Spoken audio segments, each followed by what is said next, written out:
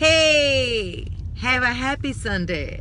I hope you're relaxing with your family, with your kids, and with your all friends, and enjoying your Sunday.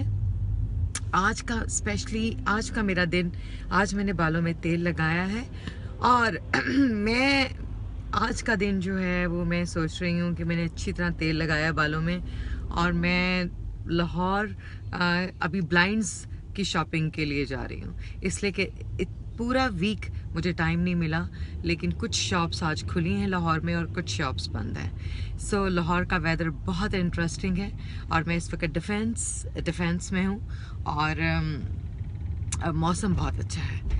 तो आप सबको happy Sunday and stay happy, bless you, and don't fight with each other, and be supportive, and be nice, be calm, relax, work hard, and look beautiful, and Sunday के दिन बालों में तेल लगाना मत भूलें, ठीक है?